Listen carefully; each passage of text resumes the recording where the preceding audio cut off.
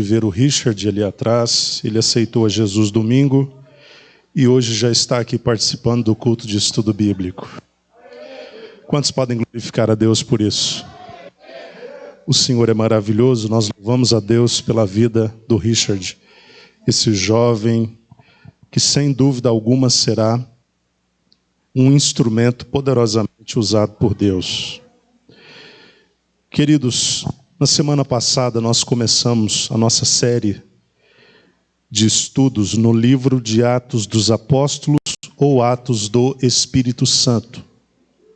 E hoje nós vamos dar sequência. Falamos na quarta passada sobre o capítulo 1 e hoje falaremos sobre o capítulo 2. Mas, como sempre faço, gostaria de fazer uma rápida revisão com os irmãos, até para posicionar aqueles que não puderam estar aqui na quarta passada. Nós vimos no capítulo 1 o fundo histórico do livro, falamos quem escreveu, que foi Lucas, o médico. Falamos sobre a data provável, que foi no ano 62, antes da invasão de Jerusalém, antes da morte de Pedro e Paulo. Falamos também sobre a quem a carta, ou melhor, o livro é endereçado, que foi a Teófilo. E falamos também sobre o outro livro que Lucas escreve, que é o Evangelho que leva o seu nome. E este Evangelho é escrito primeiro, antes de Atos dos Apóstolos. Atos escrito em segundo lugar, num segundo momento. Nós vemos que ele, no versículo 1, se dirige a Teófilo, dizendo que escreveu a respeito de tudo o que Jesus começou a realizar e a ensinar, isso até o dia em que ele foi elevado aos céus. Lucas está relembrando Teófilo sobre a sua palavra dita no Evangelho a respeito da vida de Cristo, da sua obra, bem como do seu trabalho no reino de Deus. A partir do versículo 6, Lucas diz que os discípulos certa vez perguntaram a Jesus a respeito da ocasião em que o reino de Israel seria definitivamente ou finalmente restaurado. E nós dissemos aos irmãos que a palavra de Jesus, ou a resposta, foi objetiva, foi direta. É como se ele dissesse: não compete a vocês, não é da conta de vocês saber a respeito de que data Deus tem reservado para fazer isso. Porque os discípulos ainda não tinham compreendido que o reino de Jesus Cristo não era físico, não era político, mas era espiritual. E ele já tinha alertado aos discípulos: olha, vocês não podem dizer que o reino está ali ou está lá, porque ele não é deste mundo. Mas eles não compreendiam, por mais que Jesus explicasse. Lucas também diz a Teófilo que Jesus fez uma promessa aos discípulos, no versículo 8. E a promessa era a de que eles receberiam poder quando o Espírito descesse sobre eles. Nós falamos sobre esta palavra, receber.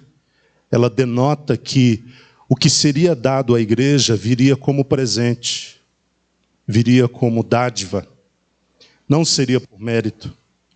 Falamos sobre a palavra poder, no grego é dínamos, de onde vem a palavra dinamismo, dinamite também. Significa que o poder que seria liberado sobre a igreja teria esta qualidade, a qualidade de um poder explosivo. Falamos também sobre a palavra descer sobre vós, a expressão, descer sobre vós, significa que a natureza deste poder era divina, viria de cima, viria da parte de Deus e seria liberado sobre eles, porque o poder de Deus é liberado sobre pessoas. Falamos também ainda no versículo 8 qual seria o propósito deste derramar do Espírito, derramar do poder. O propósito era qualificar os discípulos para que se tornassem testemunhas. Não apenas em Jerusalém, mas em toda a Judéia e Samaria, bem como até os confins da terra. Lucas, prosseguindo, diz que depois de haver dito estas coisas, Jesus ascende aos céus, ou é elevado às alturas, e enquanto todo mundo estava olhando fixamente para aquele episódio atípico, 2 homens se apresentaram entre eles e lhes questionaram: homens galileus, por que vocês estão olhando tanto para o alto, ou tanto para as alturas? Esse Jesus que dentre vós foi elevado ao céu, retornará do mesmo modo como viste subir.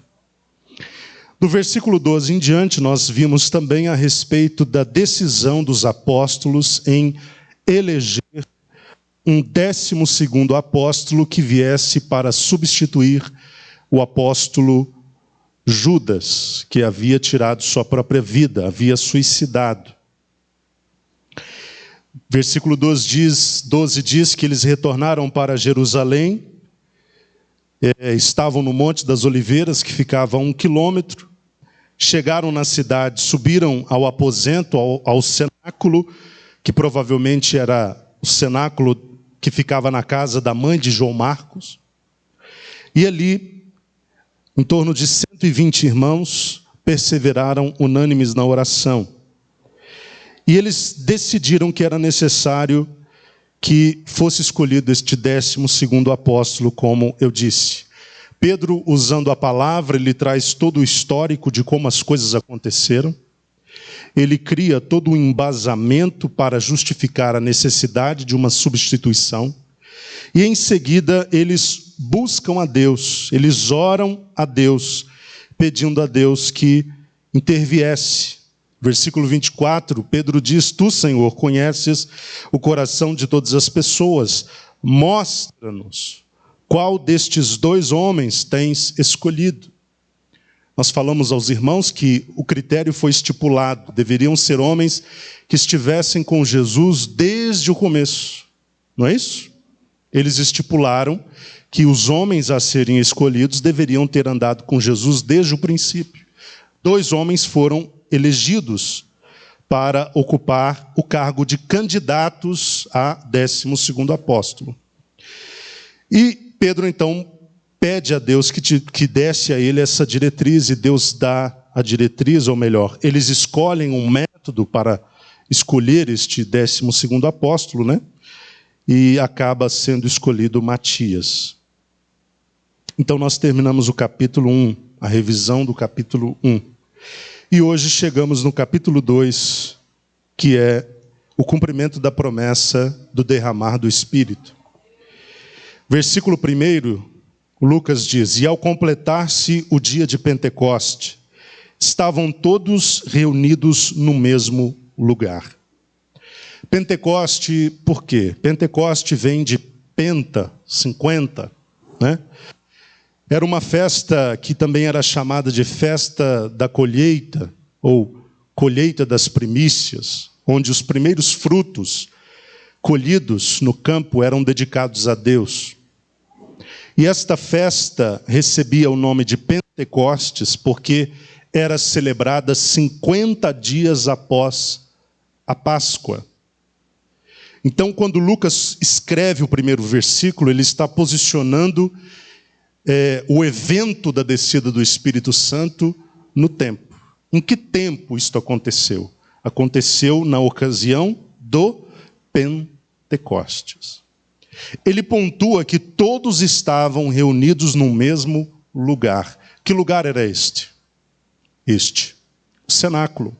Provavelmente a casa de João Marcos. Eram quantos irmãos? Aproximadamente 120. E o que eles estavam fazendo? Perseverando unânimes em oração.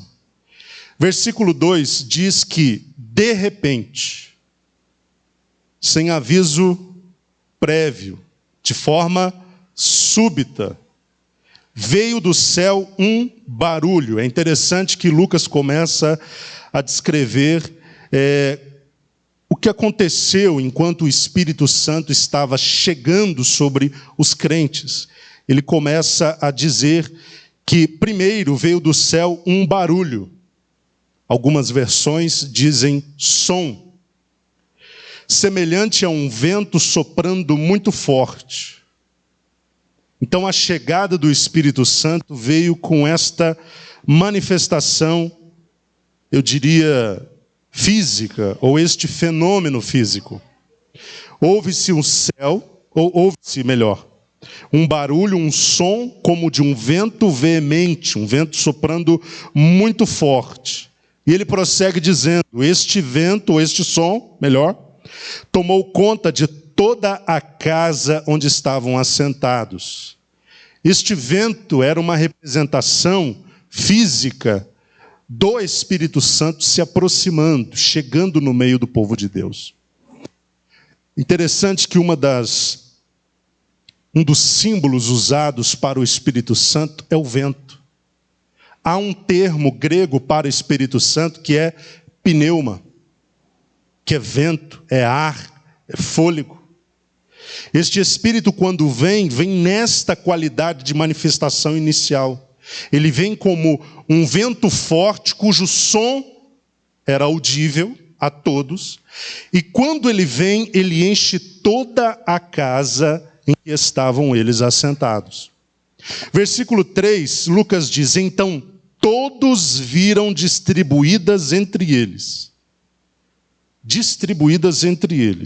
línguas de fogo, e pousou uma sobre cada um deles. Temos aí, línguas como que?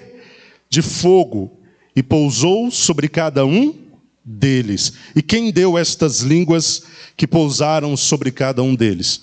O Espírito Santo, que como um vento veio sobre a casa e encheu todo o lugar onde estavam assentados. Versículo 4. E todas as pessoas ali reunidas ficaram cheias do Espírito Santo e começaram a falar em outras línguas, de acordo com o poder que o Espírito Santo lhes concedia que falassem. Eu quero dar uma pausa aqui, porque na teologia há uma discussão interminável sobre esta manifestação, sobre este fenômeno. Existe uma linha de raciocínio teológico que defende o cessacionismo. E existe uma outra linha que defende o continuismo. O que significa isso? O cessacionismo diz que os dons e as manifestações sobrenaturais do Espírito foram para a igreja do primeiro século. Não se repetem ao longo dos anos para os demais crentes. E o continuismo diz, as manifestações do Espírito liberadas sobre a igreja do primeiro século são liberadas ainda para a igreja, para os crentes de todos os tempos. Nós nos enquadramos em que grupo? Do continuismo. Nós acreditamos que ainda hoje o mesmo Espírito continua enchendo casas, pessoas, templos e enchendo de poder e conferindo manifestações e dons sobrenaturais. Existem dois termos sobre os quais também é muito discutido, que é glossolalia e xenolalia. Não vou me aprofundar muito nisso, porque nós veremos isso quando chegarmos lá em 1 Coríntios, capítulo 14. Mas apenas fazendo uma síntese do assunto, porque, como eu disse, é muito discutido na teologia, e há quem defenda e há quem não defenda a continuidade dessas manifestações. A expressão glossolalia, do grego, glossa é língua, e lalia é falar. Linguagem, falar. E existe a expressão xenolalia, que xeno é estrangeiro, e lalia é falar. Existem duas qualidades de manifestação do falar em línguas. Existem aquelas línguas que são as descrevidas em Atos capítulo 2, nós veremos mais adiante, que são línguas dadas sobrenaturalmente por Deus, pontualmente aos crentes, e que são, na verdade, idiomas. São línguas desconhecidas para quem fala, mas não necessariamente línguas desconhecidas em qualquer parte do mundo. E existe uma outra qualidade de falar em línguas, que seria algo mais voltado para a glossolalia, que é uma linguagem recebida da parte de Deus e que é mistério para quem quer que seja, tanto para quem fala quanto para quem ouve. Então nós precisamos entender que há estas duas perspectivas sobre o falar em línguas, estas duas possibilidades. Deus pode visitar você com este dom, dar-lhe a capacidade de falar em outras línguas agora, e estas línguas serem, na verdade, um idioma falado em qualquer canto ou parte do mundo. Como Deus pode dar-lhe a capacidade de, neste momento, falar uma língua que não é conhecida em nenhum lugar desta terra, é uma língua celestial, uma língua que pertence apenas a Deus. Paulo fala sobre isso em 1 Coríntios capítulo 14. Ele diz que quem ora em línguas fala não aos homens. Ele está falando da segunda qualidade de falar em línguas. Esta linguagem misteriosa para quem fala, para quem ouve, para qualquer outra pessoa que esteja aqui na terra. Então nós precisamos, irmãos, entender estas duas qualidades do falar em línguas. Você pode falar uma linguagem que é, na verdade, um idioma que você desconhece, mas que Deus te deu a título de evangelização. Quantos testemunhos nós temos de irmãos que foram usados nesta qualidade de linguagem? Eles, de repente, falaram uma outra língua desconhecida deles, mas que era o idioma de um ímpio que estava próximo e que foi evangelizado através dessa linguagem. Como também temos manifestações do falar em línguas, em que o falar em línguas é desconhecido de todos, tanto de quem fala quanto de quem ouve. Eu quero ler rapidamente com os irmãos esse texto de 1 Coríntios, capítulo 14. Eu, como disse na semana passada, geralmente não recorro muito a passagens paralelas por questão de tempo e também pelo fato de o intuito ser trazer uma visão geral sobre o texto do livro que nós estamos abordando. Mas neste caso aqui, eu gostaria de ler rapidamente alguns versículos de 1 Coríntios 14. Antes de nós chegarmos no capítulo 14, eu gostaria de convidá-los a abrirem no capítulo 13. Volta uma página aí.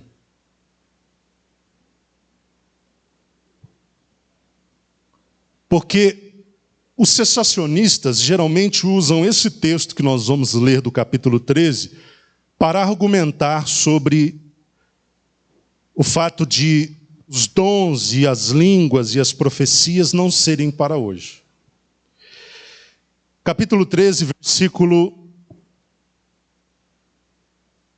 8 em diante. Amém, queridos? O amor jamais morre, algumas versões. Todavia, as profecias deixarão de existir. Vejam como o verbo está no futuro. Deixarão de existir. As línguas cessarão. Está para o futuro também. O conhecimento ou a ciência desaparecerá. Vejam que Paulo está colocando as profecias, as línguas e a ciência ou o conhecimento como sendo algo que um dia vai deixar de existir. Tem prazo de validade. Versículo 9. Porquanto em parte conhecemos e em parte profetizamos. O que em parte conhecemos? Em parte conhecemos o profetizar. Em parte conhecemos o falar em línguas. Em parte conhecemos a ciência. Agora vejam o versículo 10. Quando, no entanto, chegar o que é perfeito, o que é imperfeito será extinto.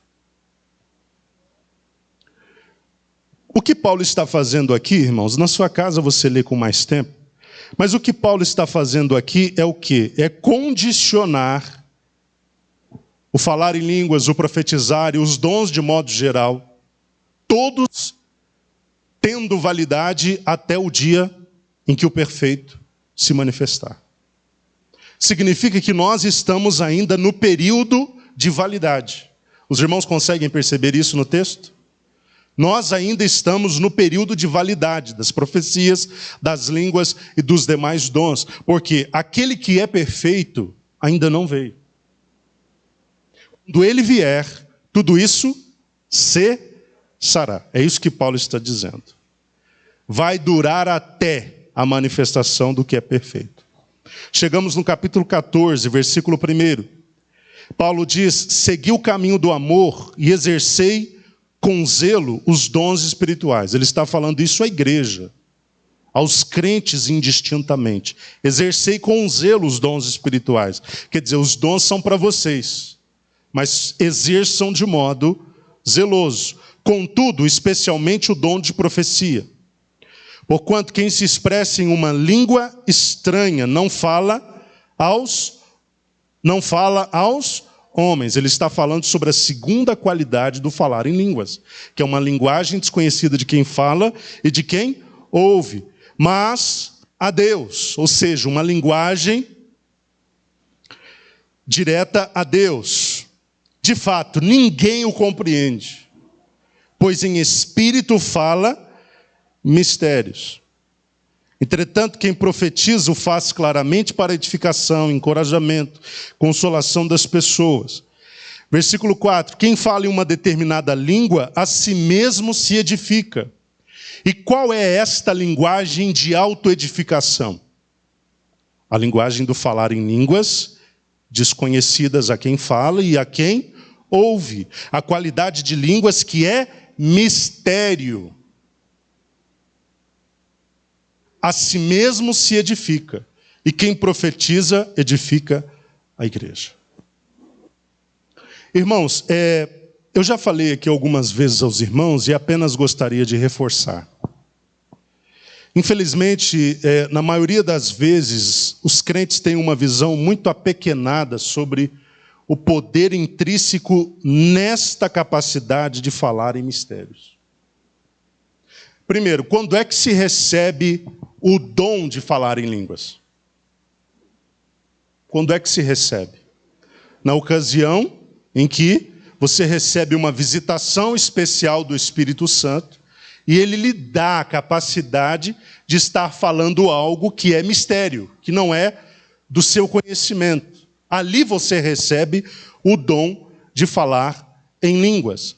A partir dali, você tem no seu espírito impressa uma linguagem sobrenatural. E você não precisa necessariamente de um Pentecostes, num culto qualquer, para finalmente receber um estímulo para usufruir dessa linguagem. Porque é uma linguagem que Deus te deu na ocasião daquele poder que você recebeu.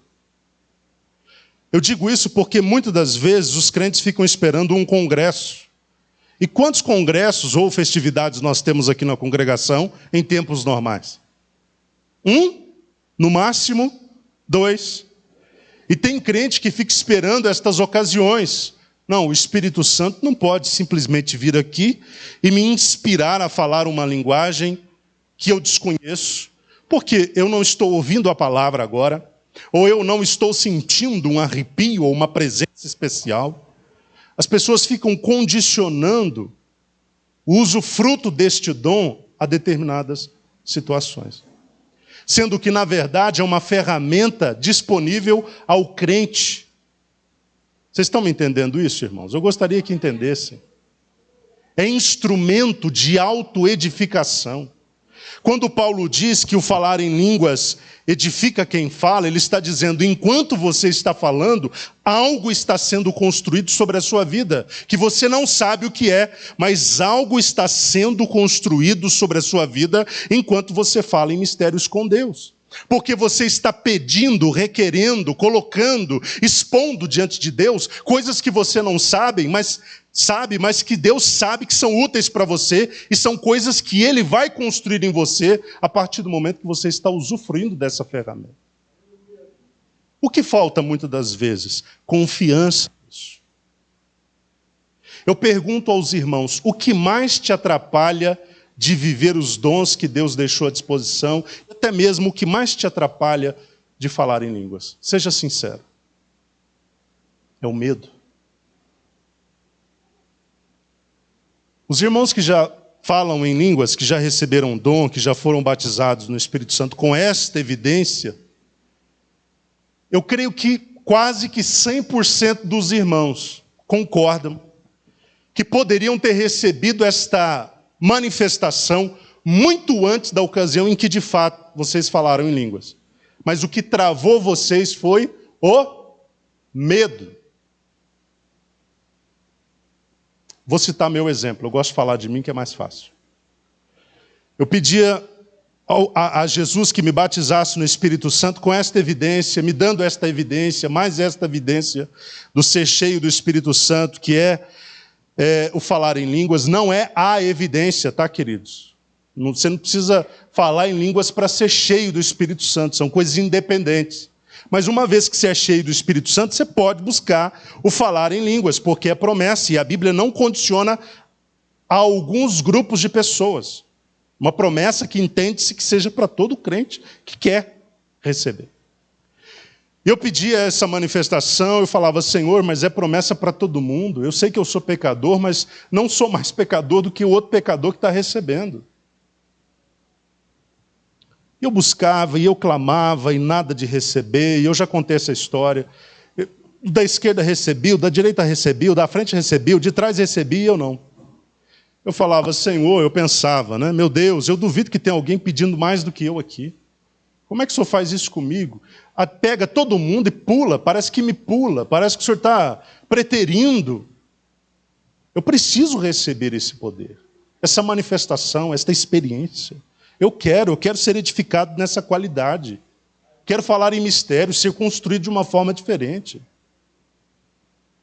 Nada acontecia. De repente, eu fui sentindo estímulos da parte de Deus para ser mais corajoso no ato de falar. Mas eu ficava com medo. Eu sentia a presença especial do Espírito Santo, mas eu ficava com medo. Eu quero relembrar o que Pedro fez. Quando ele olha para Jesus e duvida que fosse Jesus de fato, e Jesus diz, você pode vir, porque ele tinha dito isso, se é o Senhor, me permita andar sobre as águas. Jesus o autoriza, ele põe o pezinho, os dois pezinhos para fora do barco, a água parecia um asfalto, ele caminhou com fé olhando para Jesus. Quando é que Pedro começou a afundar? Teve medo. Isso que estava acontecendo comigo. Jesus estava me mostrando que era desejo, estava me mostrando que era algo que era para mim, porque era a promessa, mas toda vez que eu percebia que havia algo diferente me empurrando nessa direção, eu ficava com medo. Vinha no meu coração a fé de que eu poderia simplesmente abrir a minha boca, que uma linguagem sobrenatural me seria dada. Mas eu sempre me pegava preso ao medo. Até que um dia, finalmente, Deus me deu a oportunidade de começar a falar em línguas. Os irmãos que ainda não são batizados no Espírito Santo, eu estou falando isso porque eu vejo a necessidade de que todos aqui falem em línguas, porque você vai ter um recurso divino para se edificar. Satanás não entende, não pode nem obstruir, atrapalhar, ele não consegue interferir, é uma linguagem, é como se fosse aberto um canal direto para com Deus, é Deus e você naquela cena. Você está falando coisas misteriosas para qualquer ser de qualquer lugar.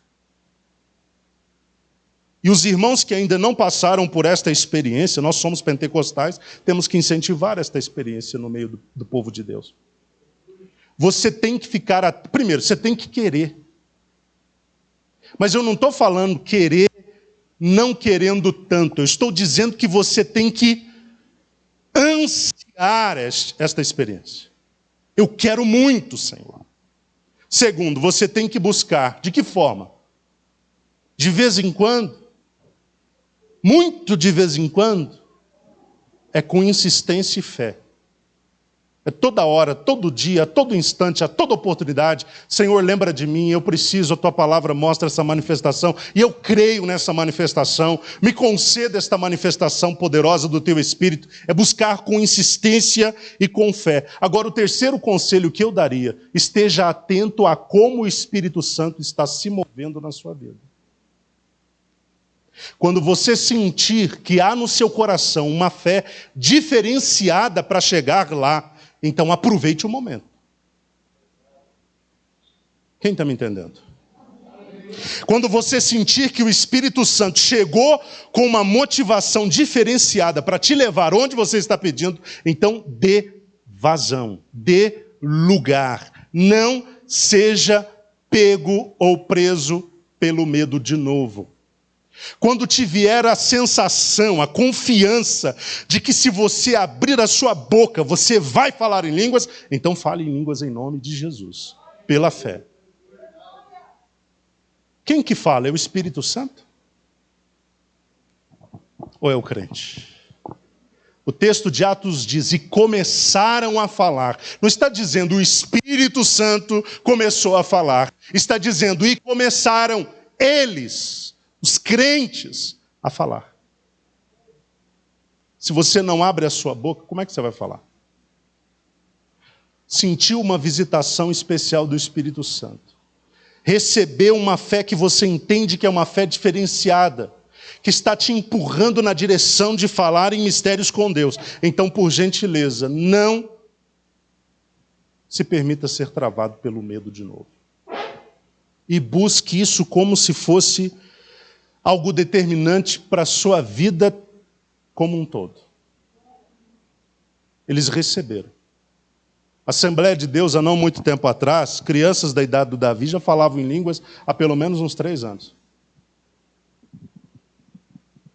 Há não muito tempo atrás, na Assembleia de Deus, o povo vinha na frente aceitar Jesus e já recebia de presente o falar em línguas. Eles nunca nem tinham ouvido sobre essa experiência. Quem já viu isso acontecer? Os crentes mais antigos aqui sabem do que eu estou falando. Irmãos, eu cansei de ver crentes que vieram aqui só para aceitar Jesus, não sabiam direito nem exatamente o que era isso, não sabia nada da Bíblia, não sabia nada sobre o Espírito Santo, não sabia nada sobre os dons de edificação, os dons espirituais, e de repente, quando foi imposta as mãos sobre eles, eles confessaram entregando sua vida e imediatamente falaram em línguas. Será que o Espírito Santo deixou de ser quem era anos atrás? Será que o desejo de Deus está mais arrefecido em relação a isso? Hoje ele já não tem mais esse intuito de dar aos crentes esse dom, esse presente? Não, ele continua sendo a mesma pessoa. É que o nosso foco não está nisso. Os crentes de antigamente, não querendo parecer saudosista, eles tinham a ânsia, o desejo intenso de ter experiências com Deus. Hoje os crentes estão preocupados com outras necessidades, com outras coisas. Se eu receber de Deus, bem; se não receber, amém. Se eu receber esse poder do Espírito, bem; se eu não receber, eu estou bem, estou tranquilo, para mim não faz falta. É por isso que não recebe estas manifestações especiais. Faça disso, irmãos, a sua necessidade primária. Eu quero, Senhor, falar em outras línguas, como os de Atos 2 falaram. E como os crentes, em determinados momentos da história, ao longo da história como um todo, estão falando em línguas. Eu quero receber. Eu creio que eu posso receber.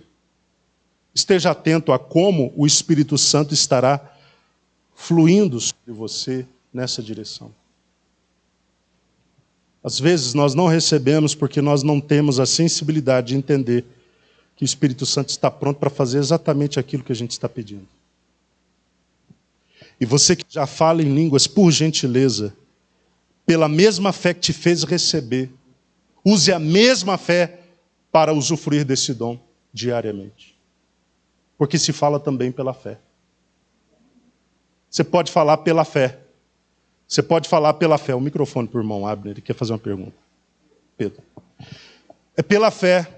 Pela fé você recebe aquela primeira experiência. E é pela fé também que você vai tendo essas experiências ao longo da sua vida. Você ajoelhou para orar, é pela fé que você vai falar em línguas. Você está num culto, é pela fé que você vai falar em línguas. Você está indo para o trabalho, é pela fé que você estará falando em línguas. Amém, queridos? Porque você vai estar se edificando. Infelizmente, muitos crentes não entendem o poder que há no falar em línguas. Pode falar, Marco. Pelo que o senhor está explicando aí, existem 2 condições, né? Porque o senhor acabou de dizer que, às vezes, antigamente, o crente aceitava Jesus e já era batizado com o Espírito Santo. E agora nós vivemos um momento que os crentes têm que buscar. Existe a condição que Deus dá esse batismo a quem Ele quer também? O batismo no Espírito Santo é para os crentes. Quais? Todos. Mas essa condição de eu estar aceitando Jesus agora, batizado com o Espírito Santo, eu não tenho esse entendimento que eu tenho que buscar o Espírito Santo. Ele não tem. Exatamente. Então é dado por Deus, sim, automaticamente. Dentro de um propósito, Deus deu ali sem que ele ao menos soubesse que tem que buscar. Mas eu diria que são casos de exceção, não de regra. Vocês estão entendendo? Casos de exceção. Acontece, mas não com todo mundo, porque a regra é que aquele que aceitou a Jesus e agora está no caminho, que ele tenha que buscar isso. Tá? Mas Deus, nos seus propósitos absolutos, muitas das vezes desconhecidos, ele pode, dentro da sua vontade, liberar isso sobre alguém que nem sabe que tinha que pedir por aquilo. Tá? E é uma manifestação que não tem como a pessoa produzir, até porque ela não sabe que existe aquela manifestação. Muitas das vezes. Ela é incapaz de produzir isso por si mesma. Então, é uma visitação especial de Deus. Em que momento esta experiência pode acontecer? Em qualquer momento. Em que momento eu, que já sou batizado no Espírito Santo, posso falar em línguas? A qualquer momento. É uma linguagem que o Espírito Santo imprimiu, que Deus imprimiu no seu espírito. Você pode acessar a essa linguagem pela fé. A mesma fé que te fez receber lá no princípio. E você que ainda não fala, você pode receber este poder e esta linguagem este poder para começar a usar esta linguagem também. É tudo pela fé. Queira isso. Busque isso. Confie que você pode alcançar. E você vai alcançar. Porque Deus quer dar a você também mais esta ferramenta. Não é a única ferramenta, mas é também mais uma ferramenta. Entendido, queridos? Eu não vou falar sobre a profecia, porque aqui em 1 Coríntios 14, Paulo está querendo contrastar o dom de línguas com o dom de profecias para mostrar que o de profecias é maior.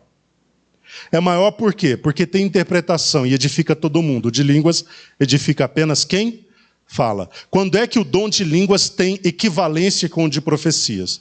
Quando ao dom de línguas é associado o dom de interpretação. É como se o dom de profecias fosse uma nota de 100. O dom de línguas isolado fosse de 50. E o dom de interpretação, os outros 50. Quando somados, dão os mesmos 100 do dom da profecia. Mas esse detalhamento a gente vai fazer mais adiante, quando chegarmos lá, como eu disse. Paulo disse, eu falo mais em línguas do que vocês. O que Paulo está querendo mostrar com isso? Que ele era melhor do que os outros? Não, ele estava querendo mostrar que ele entendeu o poder que há nesse hábito. Eu falo mais do que todos vocês. E ele diz também, eu quero que vocês falem. Tem versões que dizem, eu gostaria, né? Mas as versões mais antigas de Almeida sempre colocam, eu quero. É uma possibilidade para todo mundo. Eu quero que todo mundo fale. Que todo mundo acesse esse recurso. Os discípulos então começaram a falar em outras línguas. Mas estas línguas eram as línguas na qualidade de idiomas. Era uma xenolália, língua estrangeira, desconhecida deles, mas conhecidas por alguém. Voltemos a Atos capítulo 2. No versículo 4, nós vimos que as línguas que eles começaram a falar era de acordo com o poder do Espírito Santo. O poder com que eles falavam era concedido pelo Espírito Santo. Ele foi fazendo a gestão daquele fenômeno. O Espírito Santo ia dando poder e concedendo a capacidade do falar. Versículo 5. Ora, estavam morando em Jerusalém, judeus tementes a Deus, vindos de todas as partes do mundo. Ao ouvirem aquele estrondo, ajuntou-se um grande número de pessoas e ficaram maravilhados, pois cada um ouvia falar em sua própria língua. Em que festa o poder do Espírito Santo veio sobre eles? Na ocasião de que festa? Pentecostes. Então havia em Jerusalém muitas pessoas. Mais adiante aqui nós teremos até a menção dos povos que estavam ali. Quando eles recebem este linguajar, esta linguagem sobrenatural do Espírito Santo, eles começam a falar na língua de quem estava ouvindo. Versículo 7. Perplexos e admirados, comentavam uns com os outros: porventura não são galileus todos estes que estão falando? É como se eles dissessem: eles sabem o nosso idioma? É um povo pobre, classe baixa. É um povo que na sua maioria não tem a menor instrução. Não são poliglotas, são apenas galileus. Eles ficaram maravilhados como aqueles homens galileus, simples homens, estavam falando na sua língua. Versículo 8 diz que é língua materna, né? Língua materna. Versículo 9, nós que somos partos, medos e elamitas, habitantes da Mesopotâmia, Judéia, Capadócia, do Ponto e da província da Ásia, Frígia, Panfilha, Egito e das partes da Líbia, próximas a Cirene, romanos que estão morando aqui, tanto judeus como convertidos ao judaísmo. Vejam a menção dos povos lá presentes. Versículo 11, cretenses e árabes, todos nós os ouvimos discursar sobre as grandes realizações de Deus em nossa própria língua. Quando o Espírito Santo deu a eles poder, o que eles estavam falando? Das realizações grandiosas de Deus. Vocês estão percebendo? O que eles estavam falando, que eles nem sabiam que estavam falando, é sobre as grandiosas realizações de Deus. E estas grandezas de Deus foram colocadas nos idiomas daqueles que estavam lá presentes naquela ocasião. Versículo 12. E todos estavam absolutamente assustados e confusos, perguntando uns aos outros: o que significa tudo isso? Entretanto, outros, para ridicularizá-los, exclamavam: estes estão cheios de vinho novo. Interessante como é que o homem, mesmo diante de um episódio sobrenatural, ele ainda tenta naturalizar, né? Não, isso é natural, está todo mundo bêbado. Como é que alguém bêbado está falando num idioma que ele não conhece? E falando sobre as grandezas de Deus? Não há caráter sobrenatural nisso? Versículo 14. E aconteceu que, colocando-se em pé, juntamente com os 11, Pedro tomou a palavra e em alta voz pregou à multidão reunida: homens judeus e todos os que habitais em Jerusalém, permitais que vos esclareça o que se passa. Dai, pois, atenção às minhas palavras. Irmãos, esse Pedro aqui não era aquele Pedro de antes. Esse Pedro não era o Pedro que negou Jesus 3 vezes. Esse Pedro não é aquele Pedro que, quando Jesus perguntou se ele tinha um amor ágape por ele, ele respondeu que tinha filéu, amor de amigo. Não era mais este Pedro, o Pedro covarde, o Pedro inconstante. Agora ele era um Pedro cheio do Espírito Santo. O Espírito Santo havia sido dado a ele, esta pessoa, este agente divino, poderoso, que age dentro e age ao lado, agora estava com Pedro. Este Pedro agora está como uma bomba atômica. Vocês estão me entendendo? Agora ele tinha um fogo do Espírito Santo, a intrepidez que partia do Espírito Santo. O Espírito Santo fez de Pedro uma bomba neste momento, a partir da hora que desceu sobre ele, fez de Pedro uma bomba, e agora o Espírito Santo estava dando ignição àquela bomba para que ela explodisse. Ele se coloca de pé e se dirige a todos indistintamente e sem nenhum nível de timidez. Estes homens, versículo 15, não estão embriagados, como pensais, até porque são apenas 9 horas da manhã. Muito diferente disso, o que está ocorrendo foi predito pelo profeta Joel. Nos últimos dias, diz o Senhor, que derramarei do meu espírito sobre todos os povos. Os seus filhos e as suas filhas profetizarão, os jovens terão visões, os velhos terão sonhos. Interessante que Pedro, cheio do Espírito Santo, foi capaz de contextualizar uma profecia do Antigo Testamento. Isso é maravilhoso. Quando Deus te enche de forma generosa, Ele te abre as portas do entendimento. Pedro, por si só, conseguiu atrelar a profecia de Joel ao ocorrido. Isso é outra coisa que você adquire em Deus, a partir do momento que você usa a ferramenta do falar em línguas. Deus descortina os seus mistérios à sua mente, ao seu coração. Ele te faz enxergar coisas que naturalmente você não conseguiria enxergar. Ele consegue contextualizar uma profecia do Antigo Testamento àquele momento. Deus falou através de Joel que isso aconteceria. Versículo 18, sobre os meus servos e as minhas servas derramarei do meu espírito. Isso está falando de porção. Né? Do meu. É da quantidade total do espírito eu concedo partes. Do meu. Isso é importante a gente entender.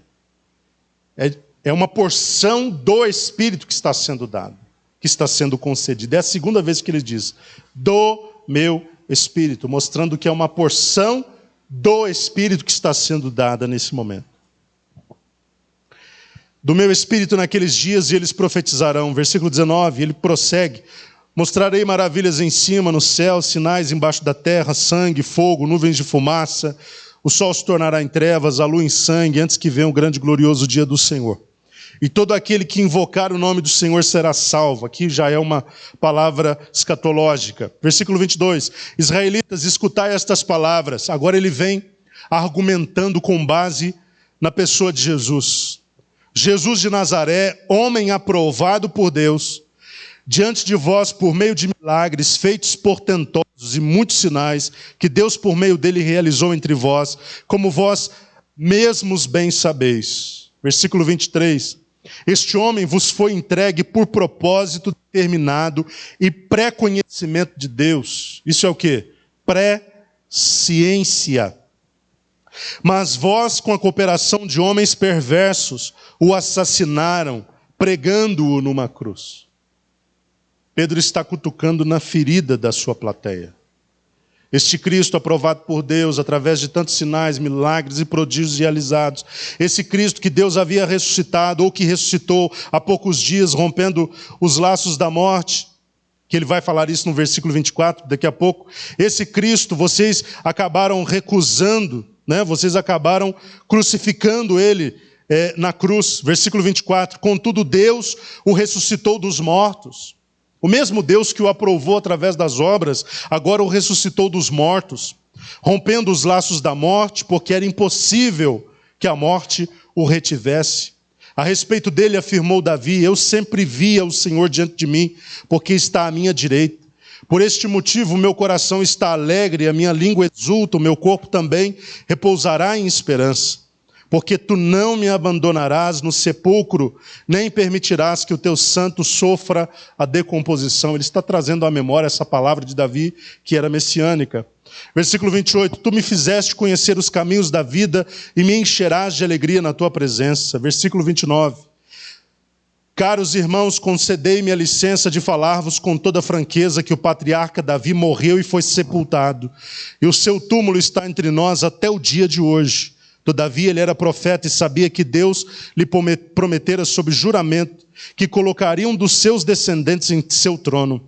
Antevendo isso, profetizou sobre a ressurreição do Cristo, que não foi abandonado no sepulcro e cujo corpo não sofreu decomposição. Pedro está dizendo exatamente o que foi dito por Davi se cumpriu na pessoa de Jesus Cristo. Não foi abandonado no sepulcro e o seu corpo não viu a decomposição. Versículo 32, Deus ressuscitou este Jesus e todos nós somos testemunhas deste fato.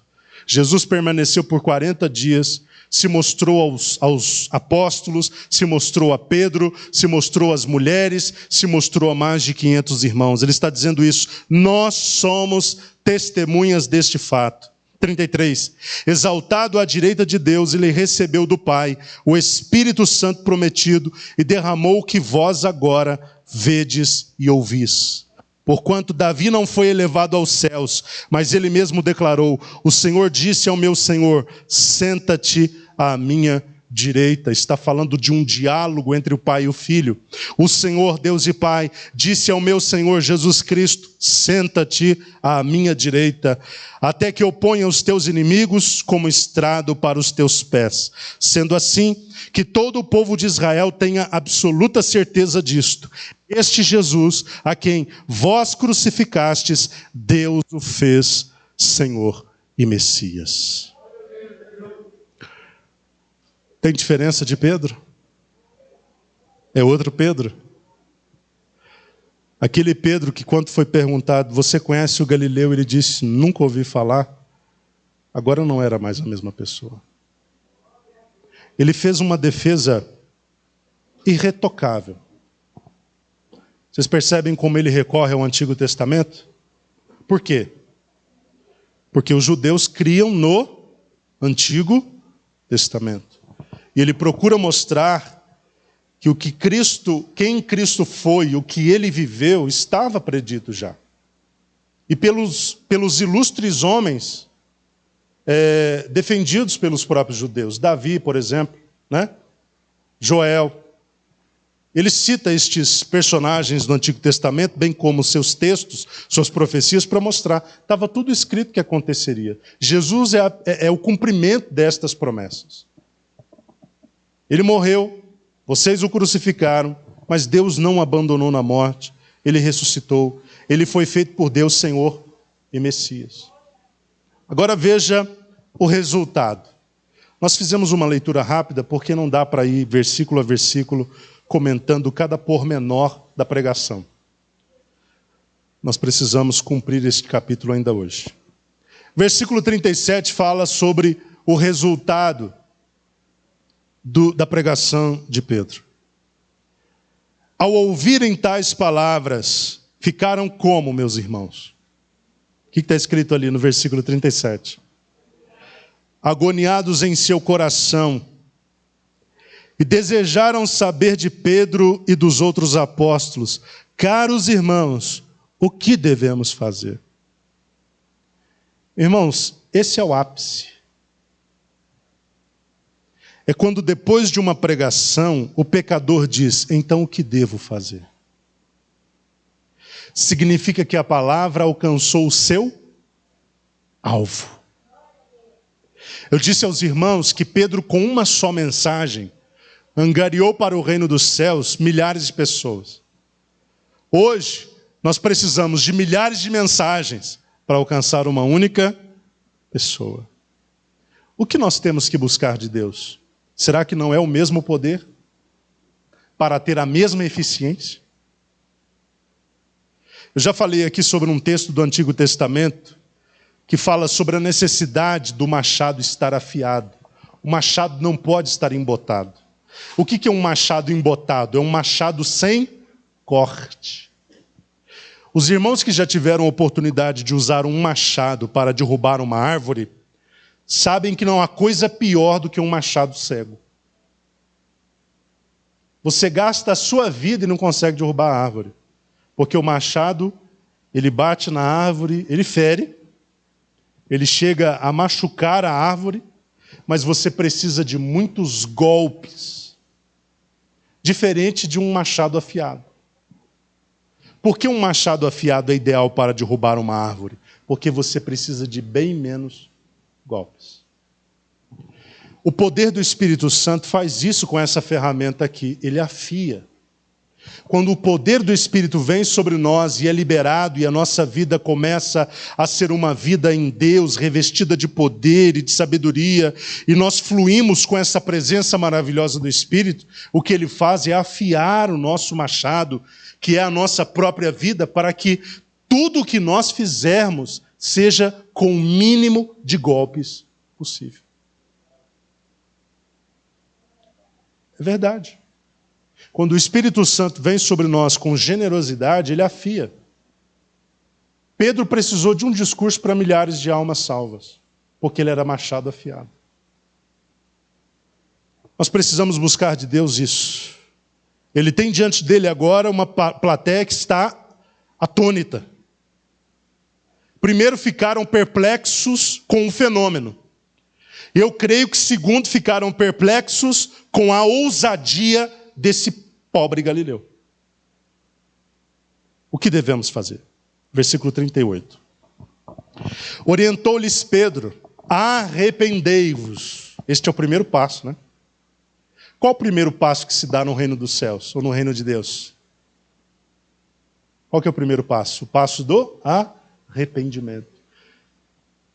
Arrependei-vos, e cada um de vós seja batizado em nome de Jesus, para perdão dos pecados, e recebereis o dom do Espírito Santo.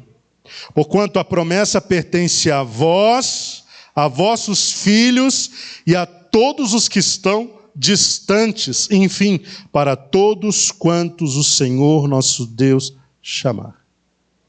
Ele está falando que a presença do Espírito Santo seria algo para as gerações. Algo que seria dado a todos quantos o Senhor viesse a chamar.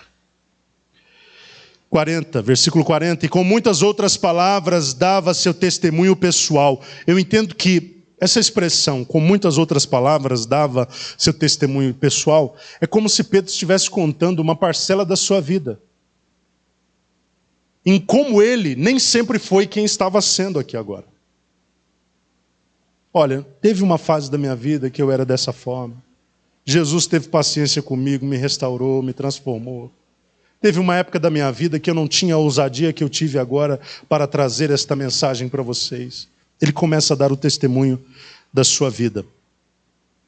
Testemunho pessoal. E os encorajava, proclamando: sede salvos desta geração que perece. 41. Assim todos quantos aceitaram a sua palavra foram o quê? Batizados. E naquele mesmo dia ajuntaram-se a eles cerca de 3.000 pessoas. Olha que coisa sobrenatural. Quantos chegaram em Jerusalém para permanecer unânimes em oração? 10 dias atrás. 120. 10 dias depois. Deus acrescenta quantos? Cerca de 3.000.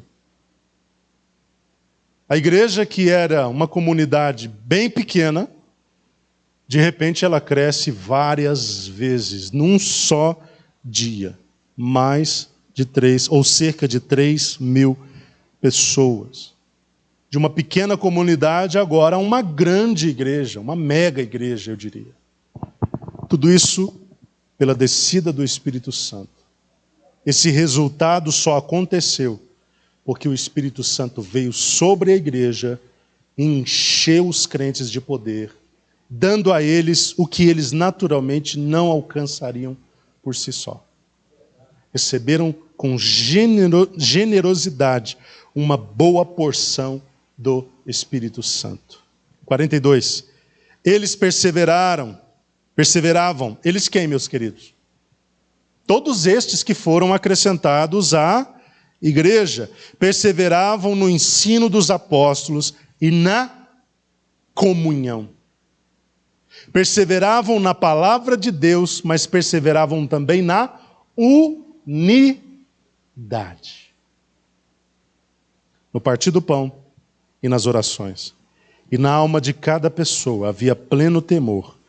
E muitos feitos extraordinários e sinais miraculosos eram realizados pelos apóstolos. Todos os que criam estavam unidos e tinham tudo em comum, inclusive patrimônio, propriedades. 45. Vendiam suas propriedades e bens e dividiam o produto entre todos, segundo a necessidade de cada um. A igreja organizou uma mini distribuição de recursos, né? De renda. Quem tinha muito começou a vender tudo para fazer o quê? Para dividir, diminuir a desigualdade presente dentro da própria igreja.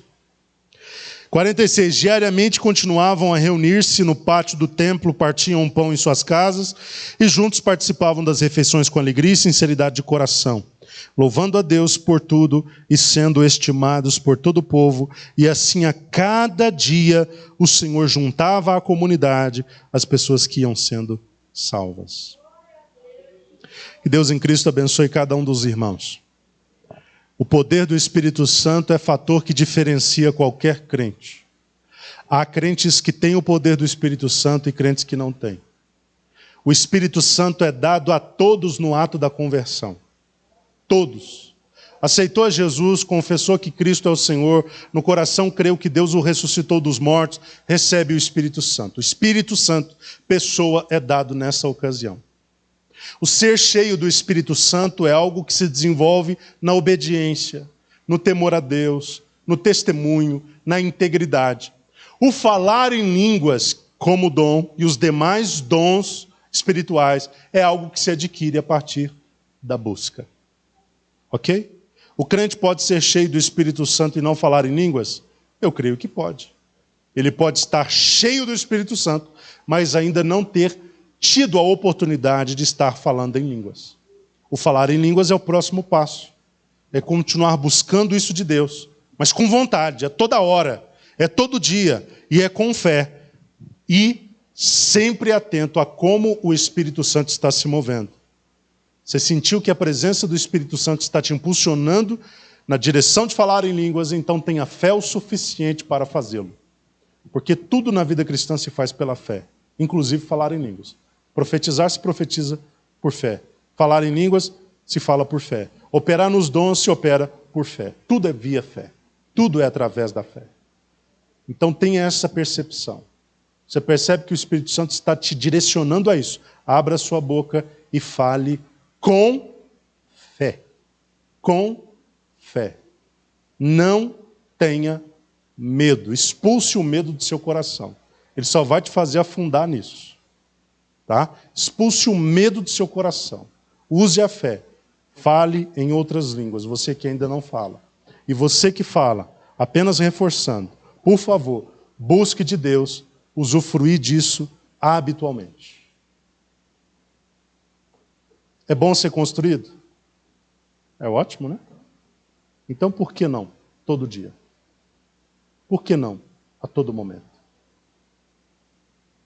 Busque isso do Senhor. Faça isso pela fé. O Espírito Santo te inspira no que falar, mas quem fala é você. O Espírito Santo te dá poder para falar, mas quem fala é você. Se ficar de boca fechada, você não vai falar. Fale pela fé. O Espírito Santo vai te dar a linguagem. Ele vai te dar as palavras, os mistérios. Amém, queridos? Deus abençoe a todos em nome de Jesus.